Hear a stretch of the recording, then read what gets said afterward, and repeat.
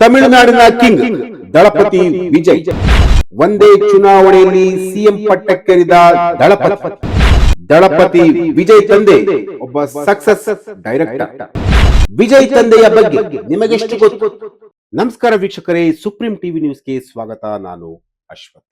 ತಮಿಳುನಾಡಿನ ಕಿಂಗ್ ದಳಪತಿ ವಿಜಯ್ ಒಂದೇ ಚುನಾವಣೆಯಲ್ಲಿ ಸಿಎಂ ಪಟ್ಟಕ್ಕೇರಿದ ಒಬ್ಬ ಮಹಾನ್ ಕಲಾವಿದ. ಟಿವಿಕೆ ಪಕ್ಷ ಕಟ್ಟಿ 110ಕ್ಕೂ ಹೆಚ್ಚು ಸ್ಥಾನಗಳನ್ನ ಗೆದ್ದು ಬೀಗಿರುವಂತಹ ವಿಜಯ್ ತಂದೆ ಯಾರು, ಅವರ ಹಿನ್ನೆಲೆ ಏನು, ಆ ಕುರಿತ ಒಂದು ರಿಪೋರ್ಟ್ ಇಲ್ಲಿದೆ ನೋಡಿ. ಇಡೀ ದಕ್ಷಿಣ ಭಾರತದ ರಾಜಕೀಯ ಮತ್ತು ಸಿನಿಮಾ ರಂಗದಲ್ಲಿ ಈಗ ಕೇಳಿ ಬರುತ್ತಿರುವ ಒಂದೇ ಒಂದು ಹೆಸರು ದಳಪತಿ ವಿಜಯ್. ದಳಪತಿ ವಿಜಯ್ ಅವರು ಕಟ್ಟಿದ ತಮಿಳಿಗ ವೆಟ್ರಿ ಕಳಗಂ ಟಿವಿಕೆ ಪಕ್ಷ ತಮಿಳುನಾಡು ಚುನಾವಣೆಯಲ್ಲಿ 110ಕ್ಕೂ ಹೆಚ್ಚು ಕ್ಷೇತ್ರಗಳಲ್ಲಿ ಮುನ್ನಡೆ ಸಾಧಿಸಿ ಹೊಸ ಇತಿಹಾಸ ಬರೆದಿದೆ. ವಿಜಯ್ ರಾಜಕೀಯದ ರಜನಿಕಾಂತ್ ಆಗಿ ಹೊರಹೊಮ್ಮುತ್ತಿದ್ದಂತೆ ಇತ್ತ ನೆಟ್ಟಿಗರು ಅವರ ವೈಯಕ್ತಿಕ ಜೀವನದ ಬಗ್ಗೆ ಜಾಲಾಡಲು ಶುರು ಮಾಡಿದ್ದಾರೆ. ಈ ವೇಳೆ ಒಂದು ರೋಚಕ ವಿಷಯ ಬೆಳಕಿಗೆ ಕೂಡ ಬಂದಿದೆ. ಅದು ವಿಜಯ್ ಅವರ ತಂದೆ ಮತ್ತು ನಮ್ಮ ಕನ್ನಡ ಚಿತ್ರರಂಗದ ನಡುವಿನ ಅಚ್ಚರಿಯ ನಂಟು. ವಿಜಯ್ ಅವರ ತಂದೆಯ ಹೆಸರು ಎಸ್.ಎ. ಚಂದ್ರಶೇಖರ್. ಕೇವಲ ತಮಿಳು ಚಿತ್ರರಂಗಕ್ಕೆ ಸೀಮಿತವಾದ ಹೆಸರಲ್ಲ.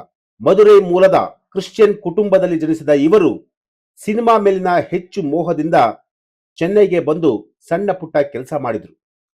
ನಂತರ ಸಹಾಯಕ ನಿರ್ದೇಶಕರಾಗಿ ಬೆಳೆದು 1981ರಲ್ಲಿ ಸತ್ತಂ ವರು ವಿರುಂಬಂ ಚಿತ್ರದ ಮೂಲಕ ದೊಡ್ಡ ಬ್ರೇಕ್ ಅನ್ನು ಕೂಡ ಪಡೆದಿದ್ರು.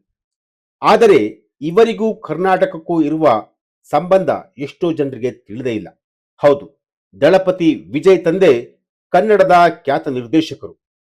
ಅವರು ಸ್ಯಾಂಡಲ್ವುಡ್ನ ಇಬ್ಬರು ಮಹಾನ್ ದಿಗ್ಗಜರಾದ ರೆಬಲ್ ಸ್ಟಾರ್ ಅಂಬರೀಷ್ ಮತ್ತು ಸಾಹಸ ಸಿಂಹ ವಿಷ್ಣುವರ್ಧನ್ ಅವರಿಗೆ ಸಿನಿಮಾ ಮಾಡಿದ್ದಾರೆ.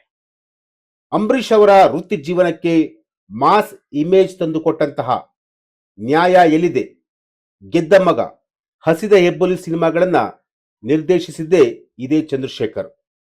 ಇನ್ನು ವಿಷ್ಣುವರ್ಧನ್ ಅವರ ಅಭಿನಯದ ಸಿಂಹಗರ್ಜನೆ ಮತ್ತು ಗೆಲುವು ನನ್ನದೇ ಚಿತ್ರಗಳಿಗೂ ಇವರೇ ಸಾರಥಿ.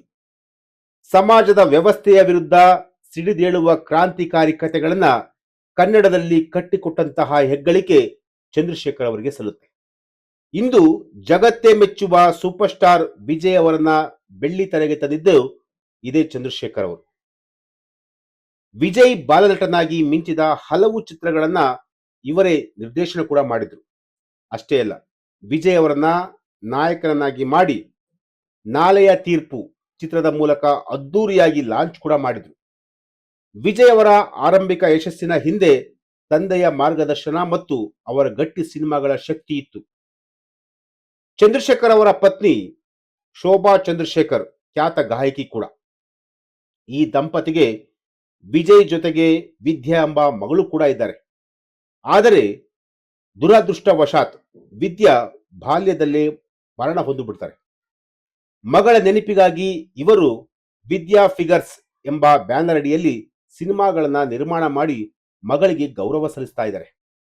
ಒಟ್ಟಿನಲ್ಲಿ ವಿಜಯ್ ಅವರ ರಕ್ತದಲ್ಲೇ ಸಿನಿಮಾ ಮತ್ತು ಹೋರಾಟದ ಗುಣವಿದೆ. ತಂದೆ ಕನ್ನಡ ಚಿತ್ರರಂಗದಲ್ಲಿ ಕ್ರಾಂತಿಕಾರಿ ಸಿನಿಮಾಗಳನ್ನ ಮಾಡಿದರೆ ಮಗ ಈಗ ರಾಜಕೀಯದಲ್ಲಿ ಕ್ರಾಂತಿ ಮಾಡಲು ಹೊರಟಿದ್ದಾರೆ. ಕನ್ನಡದ ನೆಲದಲ್ಲಿ ಬೆಳೆದ ಈ ನಂಟು ದಳಪತಿ ಅಭಿಮಾನಿಗಳಿಗೂ ನಿಜಕ್ಕೂ ಹೆಮ್ಮೆಯ ವಿಷಯ. ಖಂಡಿತ ನಟ ವಿಜಯ್ ದಳಪತಿಯವರು ಈಗಾಗಲೇ ತಮಿಳುನಾಡಿನ ಕಿಂಗ್ ಆಗಿರುವಂತಹದ್ದು. ಟಿವಿಕೆ ಪಕ್ಷದ ಮೂಲಕ ಮೊದಲ ಬಾರಿಗೆ ಚುನಾವಣೆಯನ್ನು ಎದುರಿಸಿ ಸಿಎಂ ಆಗುವ ಹಂತಕ್ಕೆ ವಿಜಯ್ ಅವರು ಹೋಗಿರುವಂತಹದ್ದು. ವಿಜಯ್ ಒಬ್ಬ ಶ್ರಮಜೀವಿ, ಒಬ್ಬ ಹೋರಾಟಗಾರ, ಜೊತೆಗೆ ಒಂದಷ್ಟು ಮಾನವೀಯ ಮೌಲ್ಯಗಳನ್ನ ಇಟ್ಟುಕೊಂಡಿರುವಂತಹ ವ್ಯಕ್ತಿ. ಅವರ ಪರ್ಸನಲ್ ಲೈಫ್ ಏನೇ ಇರ್ಬೋದು, ಆದರೆ ಕೆಲವೊಂದಷ್ಟು ವಿಚಾರಗಳನ್ನ ನೋಡ್ತಾ ಇದ್ರೆ ವಿಜಯ್ ಅವರು ತಮಿಳುನಾಡಿನ ಜನರ ಮನಸ್ಸನ್ನ ಗೆದ್ದಿದ್ದಾರೆ. ಸಿನಿಮಾ ಮೂಲಕ ಆಗಿರ್ಬೋದು, ರಾಜಕೀಯ ಆಗಿರ್ಬೋದು, ಅವರು ಯಾವ ವಿಚಾರದಲ್ಲೂ ಕೂಡ ಎಲ್ಲೂ ಕೂಡ ಕಾಂಟ್ರವರ್ಸಿ ಮಾಡಿಕೊಂಡಂತಹ ವ್ಯಕ್ತಿಯಲ್ಲ. ಅವರ ವೈಯಕ್ತಿಕ ಜೀವನ ಹೊರತುಪಡಿಸಿ ಇನ್ನೆಲ್ಲವೂ ಕೂಡ ತುಂಬಾ ಅದ್ಭುತವಾಗಿರುವಂತಹದ್ದೇ. ಸದ್ಯ ಈಗ ವಿಜಯ್ ತಮಿಳುನಾಡಿನ ಕಿಂಗ್ ಆಗಿರುವಂತಹದ್ದು.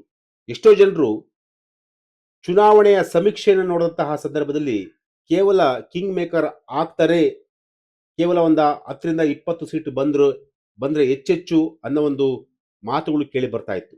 ಆದ್ರೀಗ ಅದೆಲ್ಲವೂ ಕೂಡ ಸುಳ್ಳಾಗಿದೆ.